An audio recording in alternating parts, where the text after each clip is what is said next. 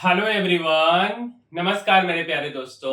मेरे भाई, इस वीडियो में हम बात करने वाले हैं भारत और चाइना के लड़ाई के बारे में और पूरा विस्तार पूर्वक समझेंगे कि 1962 का आखिर लड़ाई क्यों हुआ था और हम लोग किस कारण से जो है हम लोगों को पीछे हटना पड़ा था या इंडियन कैसे इस लड़ाई को हार गए थे। आजादी के बाद हम लोगों का यह पहला लड़ाई है जिसमें भारत हारा है। आज तक भारत किसी भी लड़ाई में हारा नहीं है और भारत का उस समय डिफेंसिव मोड था। हमारे प्रधानमंत्री जी उस समय के जवाहरलाल नेहरू जी, उनको ऐसा लगता था कि यह लड़ाई नहीं होगा और भारत के डिफेंसिव मोड के कारण भारत बेसिकली हार गया था। तो आइए हम विस्तार पूर्वक आपको समझाते हैं इस लड़ाई के बारे में।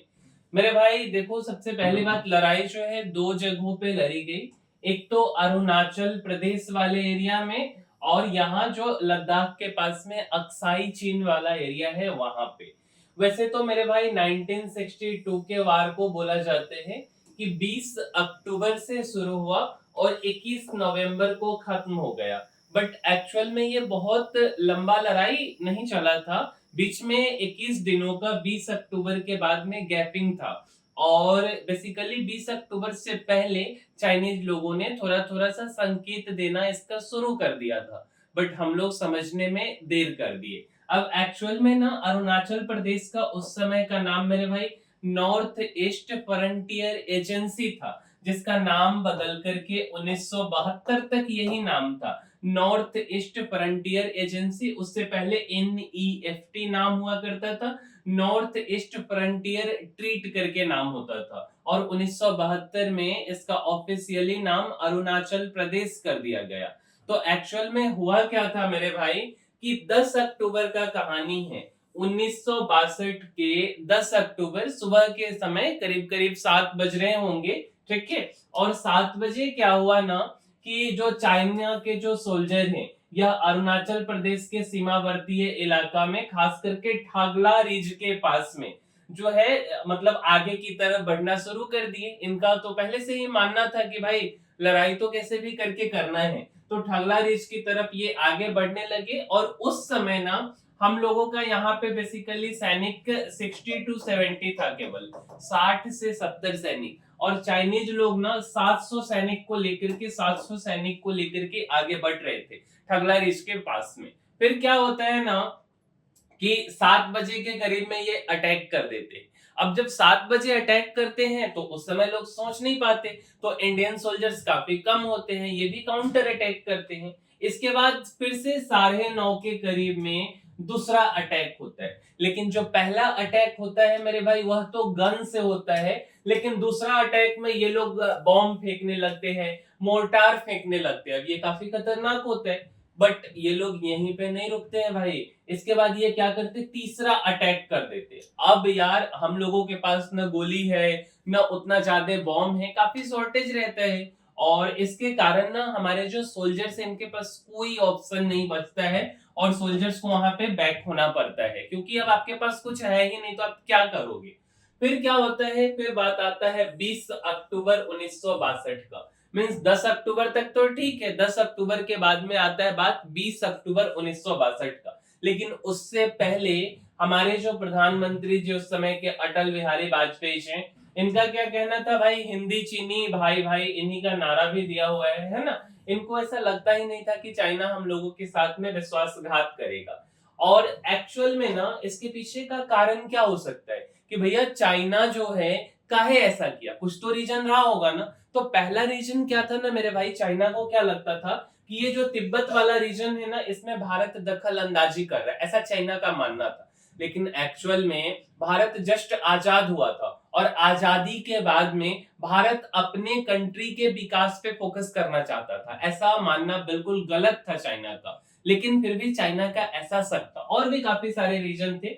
एक तो सीमा विवाद और नक्शा का लड़ाई था, जैसे कि हिमालय क्षेत्र में अक्साई चीन, लद्दाख जो कि अभी चाइना के पास में, लद्दाख नहीं अक्साई चीन वाला एरिया, ठीक है। और अरुणाचल प्रदेश में बेसिकली जो जगह है, ये सब ना दोनों देश मतलब भारत का यह एरिया है और चाइना अपने में इसको शामिल कर लिया, ठीक है। और चाइना का यह कहना था कि ये झिंजियांग एक जगह है चाइना में, तो बोलता था कि यह इसका हिस्सा है। और दूसरा क्या था ना कि ब्रिटिश समय, मतलब देखो अंग्रेज जो गया ना यहाँ से, ये लोग इतना हरामीपन करके गया है कि कुछ आप कह नहीं सकते हो। हर जगह पर जो है हरामीगिरी करके चला गया है। पहला क्या किया कि पाकिस्तान का ऐसा ना लाइन खींचा कि मतलब आपस में ही तुम उलझे रहो। चाइना के साथ में भी ऐसा ही डिस्प्यूट करके चला गया, तो एक लाइन खींच दिया, मैक-मोहन रेखा। मतलब इसका ऐसा मानना था अंग्रेज का कि देखो ऐसे कर दो कि भाई ये लोग आपस में ही लड़ते रहे अपने पड़ोसी के साथ में, क्योंकि हम पड़ोसी को तो बदल नहीं सकते। तो ये मैक-मोहन रेखा खींच के चला गया। अब मैक-मोहन रेखा को चाइना मान ही नहीं रहा, इसका मानना ही नहीं था। ये बोलता था कि नहीं, हम मैक-मोहन रेखा को नहीं मानते हैं। तो अंग्रेज जब जा रहा था तो उसको इस डिस्प्यूट को क्लियर करके जाना चाहिए था, देश को तो बर्बाद कर ही दिया था। फिर यहाँ पे क्या होता है ना कि दलाई लामा जी, जिनका तिब्बत में सरकार होते, 31 मार्च 1959 को जब बेसिकली चाइना जो है ऑक्युपाई कर लेता है तिब्बत को, तो 31 मार्च 1959 को दलाई लामा भारत आ जाते। अब भाई कोई आएगा, अगर आपके घर में ही कोई आएगा मदद मांगने, तो आप उसको सपोर्ट नहीं करोगे, भाई उसको खिलाओगे पिलाओगे रखोगे। तो भारत का जो अपना शुरू से धर्म रहा है, उसी धर्म के प्रति दलाई लामा को यहाँ शरण दिया, रहने के लिए दिया। अब उसको क्या लगने लगा ना चाइना को कि भाई भारत जो है ना हमारे दुश्मन को, हमारे विरोधी को जो है सपोर्ट कर रहा है, कल होकर के यह हमारे लिए खतरा पैदा कर सकता है तिब्बत में। अब इसके पीछे मतलब एक तो यह रीजन था, और 1914 में जो है ना शिमला समझौता हुआ, और 1914 में यह तय हुआ था कि मैक-मोहन लाइन जो है बेसिकली बना, और उसी को भारत जो है इस सीमा को मानता था। लेकिन उसका क्या कहना था ना, बेसिकली उसका क्या कहना था कि जो वेस्टर्न सेक्टर है, ठीक है, लद्दाख का, मतलब ये वाला जो बेसिकली आप एरिया बोल सकते हो, ठीक। इसके बाद अगर आप इधर आएंगे ईस्टर्न सेक्टर अरुणाचल प्रदेश में, तो ये इस लाइन को मान ही नहीं रहा। और चीन 1993 में आधिकारिक तौर पर LAC, line of actual control को बॉर्डर मानने पर राजी हुआ, लेकिन 1914 वाले को ये मान ही नहीं रहा। और 1993 में जब माना है तो अक्साई चीन तो इसके पास में चला गया हुआ है ऑलरेडी। अब समझिए अब क्या हुआ ना, एक रीजन तो इधर आपको हमने बताया, दूसरा रीजन क्या था मेरे भाई, फॉरवर्ड पॉलिसी का रीजन था। अब फॉरवर्ड पॉलिसी का क्या रीजन था ना कि भारत देखो जस्ट आजाद हुआ है। अब 1962 के समय में क्या रहा है कि हमारे पास जो सीमावर्तीय इलाका है अरुणाचल प्रदेश, यहाँ पे तो सेना का पोस्ट नहीं है ना, अंग्रेज तो पूरा बर्बाद करके चला गया। तो जो हमारे प्रधानमंत्री जी थे उनका कहना था कि भाई ठीक है, अब चाइना अपने इधर जो है कि कुछ रोड बना रहा था, तो बोले कि भाई अपना जो है कि बनाओ, अपना भी जो है कि वहां पे शेल्टर बनाया जाए। लेकिन उस तरीके से हम लोगों के पास पैसा नहीं था, आर्म्स नहीं था, हम लोग मतलब उतना ज्यादा था नहीं। तो हम लोग फॉरवर्ड पॉलिसी के तहत अपना जहां जहां हम लोगों का सीमा था, बाउंड्री था, वहां वहां के पास में हम लोग अपना पोस्ट बनाते जा रहे थे। तो अब उसका क्या कहना था ना कि भाई ये पोस्ट मत बनाओ। तो यह भी एक रीजन था, मुख्य रूप से ये दो रीजन है। अब क्या होता है ना कि 10 अक्टूबर को जो ठागला रीच का कहानी है, समझे, तो इंडिया का क्या प्लान था बेसिकली कि ठागला रीच में एक छोटा सा ऑपरेशन किया जाएगा। और ऑपरेशन क्या करना था कि ऑपरेशन का नाम रखा गया लेग हॉर्न ऑपरेशन। और उसको ना ब्रिगेडियर रैंक के अधिकारी थे जॉन, बेसिकली ब्रिगेडियर रैंक के अधिकारी थे जॉन डाल्बी, यह इसको लीड कर रहे थे। और इस ऑपरेशन का मकसद था कि चाइना जो मतलब थोड़ा थोड़ा सा डिस्टर्ब कर रहा है, तो कुछ 2-4-5 फायर करेंगे, भाग जाएगा, ठीक है। और ऐसा मानना था मतलब हमारे सीनियर अधिकारी का भी कि चाइनीज लोग डरपोक होते हैं, और वे लोग को 2-4 फायर काउंटर फायर किया जाएगा तो वे लोग फिर भाग जाएंगे। बट एक्चुअल में इस बार ऐसा कुछ होने वाला नहीं था। तो एक छोटा सा फायरिंग किया गया इंडियन के द्वारा, है ना, 20 सितंबर के नाइट में। और यह बेसिकली मतलब एक तरह से चाइनीज को भगाने के लिए था। अब क्या होता है ना कि लीन बायो बेसिकली वहां के डिफेंस मिनिस्टर होते हैं चाइना के, समझे।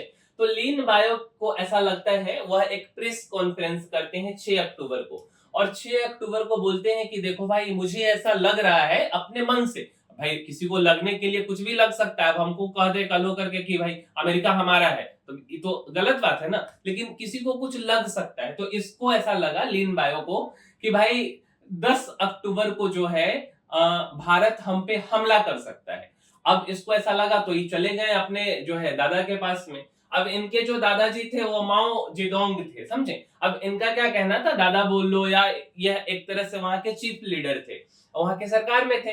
तो माओ माओ के पास जब ये गए, माओ जेडोंग के पास में, तो उनको बोले कि भाई देखो ऐसा ऐसा बात है कि भारत हम पर हमला करने वाला है, तो भारत हम पर हमला करने वाला है तो हम लोगों को भी जो है कि अटैक करना चाहिए। इसका क्या कहना था? इसका कहना था कि नेहरू जी को ऐसा लगता है भारतीय प्रधानमंत्री को कि वह जो चाहेंगे वह उनको मिल जाएगा। अरे चाहना क्या है भाई, मेरा ही हिस्सा था ना वो, तो फिर चाहने की क्या बात है। अब इसके बाद क्या होता है कि एक मीटिंग बुलाया जाता है बीजिंग में। अब मीटिंग में मुख्य रूप से दो लोग आते, एक तो चाइना के जो टॉप लीडरशिप है वे लोग आते, और दूसरा चाइना के सेंट्रल मिलिट्री काउंसिल वाले आते हैं। अब ये दोनों आते हैं और फाइनली डिसाइड होता है कि भाई भारत को जो है, भारत से युद्ध किया जाएगा, लड़ाई किया जाएगा। और ये सारा कुछ ना टैक्टिकली होता है, इनको पता होता है कि भारत इस समय कमजोर है, दुनिया का ध्यान कहीं और है, किसी और चीजों में है, तो कोई बीच में आएगा नहीं। इसके बाद क्या होता है कि हमारे जो प्रधानमंत्री जी होते हैं उनको तो लगता है कि it does not look like they will attack अस, इनको ऐसा लगता है कि वे हम पे अटैक नहीं करेंगे। बट एक्चुअल में क्या होता है ना कि हमारे जो बेसिकली मेजर जनरल होते हैं उस समय के, तो मेजर जनरल जो होते हैं उनका भी ऐसा मानना होता है कि अगर चाइना अटैक किया ना तो दो चार गोली मार देंगे, भाग जाएगा। बट एक्चुअल में ऐसा नहीं था, और उसका तैयारी दिखने लगता है 18 अक्टूबर 1962 को भयंकर तैयारी रहता है चाइना का। 19 अक्टूबर को भी एकदम भयंकर, मतलब उनका सोल्जर मूव करते रहते हैं, तैयारी पूरा एकदम जबरदस्त होता है। इसके बाद क्या होता है, रात के समय में ये लोग अटैक करते हैं, और रात के समय में एक्चुअल में ना 2000 से भी ज्यादा सैनिक जो है वह अटैक करने के लिए आते हैं। और इस समय ना हम लोगों के यहाँ के जो मेजर रहते हैं वो जॉन डाल्बी रहते हैं। अब जॉन डाल्बी का कहना था कि भाई हमारे पास सोल्जर्स है नहीं, आर्म्स है नहीं, हथियार है नहीं, और अगर हम लड़ते हैं तो इसका मतलब यह हुआ कि हम अपने सैनिकों को एक तरह से मौत के जाल में फेंक रहे, डेथ ट्रैप में फेंक रहे। तो ये अपना रेजिग्नेशन जो है कि बोलते हैं, बट इनका रेजिग्नेशन जो है अप्रूव होता नहीं है। फिर 20 अक्टूबर, जिस दिन से युद्ध का एक्चुअल में घोषणा हुआ है, 5:14 पर 20 अक्टूबर 1962, देखो भाई अरुणाचल प्रदेश का बात है। अरुणाचल प्रदेश में 3:30 बजे सूर्योदय हो जाता है, 3:30 से 4 के बीच में। तो 3:30 से 4 के बीच में हम लोगों के यहाँ नहीं होता है, समझे, लेकिन अरुणाचल प्रदेश में 3:30 से 4 के बीच में सूर्योदय हो जाता है। जब वे अपना डेली का क्रियाकलाप करते रहते हैं, 5 बजे जगा हुआ 1-2 घंटे हुआ है, तो जाकर के चाइना की तरफ से हेवी अटैक होता है एकदम, मतलब 150 प्लस गनमैन जो है कि फायर करते रहता है। और केवल गन से नहीं फायर हो रहा है, मोर्टार दागा जा रहा है, गोला बारूद हर कुछ दागा जा रहा है, ठीक है।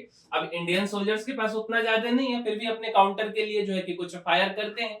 लेकिन 1962 में बेसिकली उस समय 493 सोल्जर जो है कि मर गए थे हमारे, एक बहुत बड़ा नंबर होता है, 493 सोल्जर मर गए। और जॉन डाल्बी जो कि ब्रिगेडियर थे, हमारे मेजर नहीं थे, वो ब्रिगेडियर थे, इनको चाइनीज कैप्चर कर लिया, मतलब कि इनको बंदी बना लिया गया।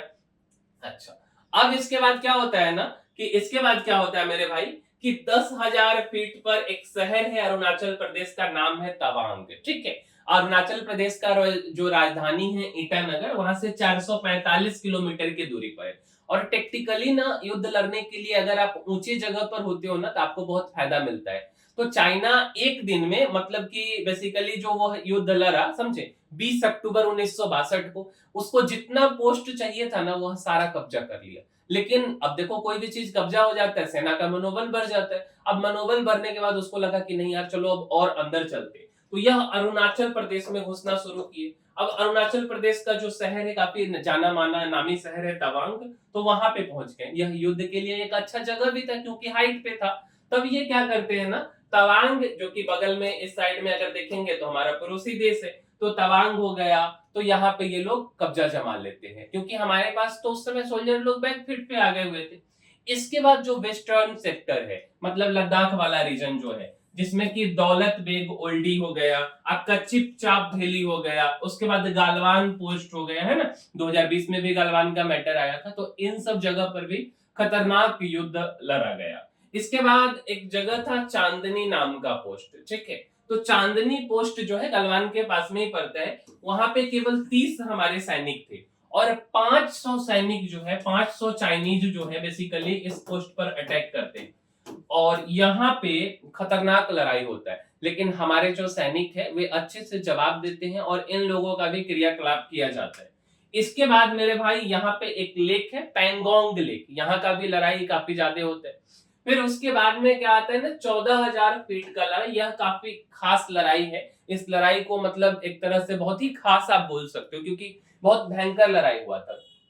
चुसूल एक जगह है जो कि काफी हाइट पे है, 14,000 फीट पे, और हमने आपको बताया कि कोई आदमी अगर हाइट पर पहुंच जाए ना तो यहाँ से किसी को मारना, निगरानी करना आसान हो जाता है। तो चाइना इसी फिलोसफी के हिसाब से आगे चल रहा था, और यहीं पे लड़ाई लड़ा गया था बैटल ऑफ रेजांगला का। तो रेजांगला का लड़ाई जो है लड़ा गया, काफी खास था, इसके बारे में हम आपको बताते हैं। पहले आप इस बात को समझिए कि अरुणाचल प्रदेश में ना मैक मोहन लाइन जो है, इसको तो यह मान ही नहीं रहा है चाइना वाला, बिल्कुल भी नहीं मान रहा है मैक मोहन लाइन को।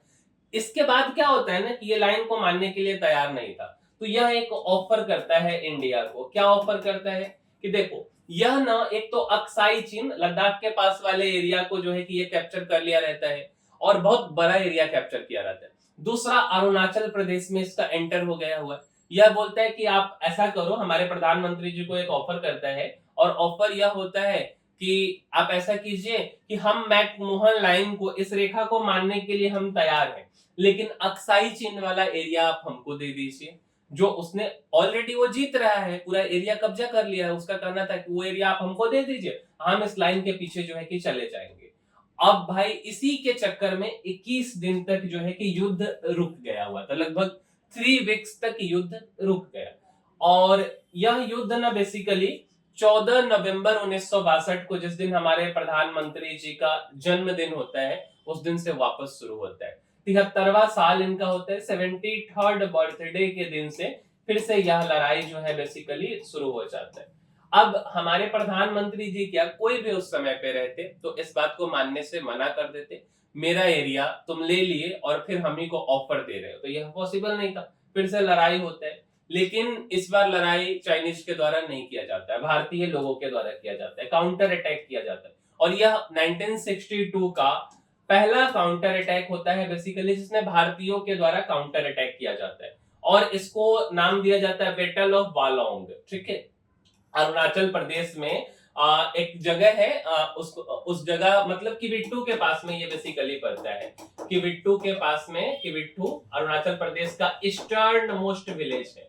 ईस्टर्न मोस्ट विलेज, जहां नरेंद्र मोदी जी का वाइब्रेंट विलेज के तहत भी जो है कि प्रोग्राम चल रहा है। तो वहीं पे बेसिकली वालोंग भी एक जगह है, वहां से 20 किलोमीटर साउथ के साइड में, तो वहां पे ये लड़ाई चलता है। और इस लड़ाई का बेसिकली अंजो जिला आप बोल सकते हो, इस जिले का नाम है अंजो, और अंजो जिला के अंदर ही किविट्टू, वालोंग सब पड़ता है। किविट्टू ईस्टर्न मोस्ट गांव है, जहां पे केवल आज के डेट में 100 लोग बचे हुए हैं, और वहीं से 20 किलोमीटर साउथ की तरफ पड़ता है आपका वालोंग। तो वहां पे असम राइफल्स के जवान फंसे रहते हैं और उसको रेस्क्यू करना रहता है, तो इसलिए ये चीज किया जाता है। बट उसी रेस्क्यू के दौरान ना हमारे सैनिक, एक हाइट पे एक जगह होता है ग्रीन पिंपल, ग्रीन पिंपल से हम दोनों जगह नजर रख सकते हैं, वालोंग पे भी नजर रख सकते हैं और किवेट्टू पे भी नजर रख सकते हैं। अब यह वाला जगह हम लोगों कैप्चर कर लेते हैं। बाद में धीरे धीरे ये किवेट्टू भी आज के डेट में इंडिया का हिस्सा है, वालोंग भी इंडिया का हिस्सा है। बाद में तो उसके बारे में बताते हैं अभी आपको कि एक्चुअल में कैसे हुआ। मुख्य लड़ाई ना मेजर वार आप बोल सकते हो वेस्टर्न सेक्टर में भी लड़ा गया। तो वेस्टर्न सेक्टर में जो है रेजांगला, जो कि 16,000 फीट पे है। अब 16,000 फीट पे ऑक्सीजन भी नहीं है उतना चाहते, अब बर्फ है, और उस जगह पर आपको लड़ना है। ठीक है, तो यहाँ पे पोस्टेड थे कुमाऊं रेजिमेंट के 13वीं बटालियन, जो कि आज के डेट में कहाँ पे पोस्टेड है, तो किविट्ठू में पोस्टेड है कुमाऊं रेजिमेंट के बटालियन, अभी का हम बात कर रहे हैं। तो क्या होता है ना कि 21 नवंबर को तो वहां पे भी लड़ाई काफी खतरनाक होता है, और इस लड़ाई में हमारे सैनिक शहीद हो जाते हैं। और बोला जाता है कि एक एक गोली जो है ना इंडियन सोल्जर का, पूरा गन खाली करने तक लड़ते हैं, और पूरा गन खाली करने के बाद तक जो है कि वहां पे जो हमारे मेजर होते हैं तो वे भी मर जाते हैं, फाइनली जो है शहीद हो जाते हैं। तो मतलब जितना भी हम लोगों के पास गोला बारूद जो भी चीजें रहता है, हर एक चीज खत्म हो जाता है, तो अंत में आपको क्या बचेगा, कुछ नहीं, है ना। फिर 21 नवंबर 1962 आता है। 21 नवंबर 1962 को जो चाइनीज लोग हैं वह मैक मोहन लाइन से 20 किलोमीटर पीछे चले जाते हैं, और जबकि चाइना वाले युद्ध जीत रहे थे, और फिर भी यह पीछे चले जाते हैं और एक तरफा युद्ध विराम का घोषणा कर देते हैं। इसके पीछे भी काफी सारा रीजन है। सबसे पहला रीजन है कि भैया इनके सैनिक विंटर के महीने में, ठंड के महीने में, बर्फबारी में लड़ नहीं सकते थे, हमारे भी नहीं लड़ सकते थे। दूसरा कि अमेरिका का सपोर्ट, अमेरिका के जो कैंडी साहब हैं, ठीक है, वहां के जो राष्ट्रपति होते हैं जॉन कैंडी, उनका सपोर्ट आ जाता है। हमारे प्रधानमंत्री जी चिट्ठी लिखे रहते, लेकिन यहाँ एक चीज आपको हम बताना चाहेंगे कि अमेरिका का सपोर्ट तो आया, बट अमेरिका जो है ना फाइटर प्लेन देने से मना कर दिया, वो नहीं दिया, ठीक है। और तीसरा ना कि किसी भी सैनिक के लिए जो है भोजन सामग्री जो है यह महत्वपूर्ण होता, और जब ठंडा पड़ता ना तो चाइनीज अपने सोल्जर्स को फूड सप्लाई नहीं कर पाते। तो यह 3 रीजन है, और इन तीनों रीजन के कारण वे लोग 20 किलोमीटर पीछे चले जाते हैं। और इसमें इंग्लैंड वाले का भी साथ रहता है, लॉर्ड होम जो कि फॉरेन सेक्रेटरी रहते हैं, वे भी बोलते हैं कि हाँ, लेकिन ये लोग क्या बोलेगा, ये लोग के कारण ही तो लड़ाई जो है कि शुरू हो रहा है, ये लोग ऐसा करके चला गया है कि जिसके कारण इंडियन लोगों को लड़ना पड़ रहा है। और उस समय के जो डिफेंस मिनिस्टर होते हैं वीके कृष्णा मेनन, इनको रिजाइन देना पड़ता है, यह हार की जिम्मेदारी लेते हैं। और इसके बाद हमारे जो प्रधानमंत्री जी हैं बेसिकली 1963 में, 1964 में जनवरी में काफी चिंतित रहने लगते हैं, और चिंतित रहते इनको अटैक आता है। और अटैक के बाद में मई में, कुछ महीने के बाद 1964 में जो है ये मतलब चल देते हैं। और उसी में आप एक गाना भी सुने होंगे, ए मेरे वतन के लोगों, है ना। तो लता मंगेशकर जी के द्वारा ये गाना गाया हुआ है इंडियन लोगों, मतलब जो हमारे सोल्जर्स मरे थे 1962 के युद्ध में, तो उनके ट्रिब्यूट के लिए। और यह गाना 27 जनवरी 1963 को जो है रिलीज किया गया था।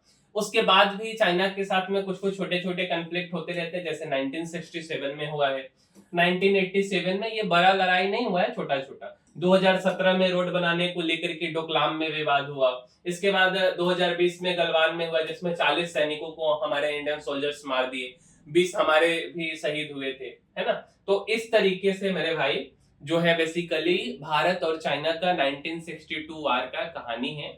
उम्मीद करते हैं कि आपको यह वीडियो पसंद आया होगा और अच्छा भी लगा होगा। हमने जरूरी इंफॉर्मेशन शेयर किया है आपके साथ। अगर आपको ऐसा लगता है और यह वीडियो अच्छा लगा है तो इसको लाइक जरूर कीजिएगा, शेयर भी कीजिए और चैनल को सब्सक्राइब भी कीजिए। मिलेंगे हम किसी अगले वीडियो में। इस वीडियो में इतना ही, तब तक के लिए धन्यवाद।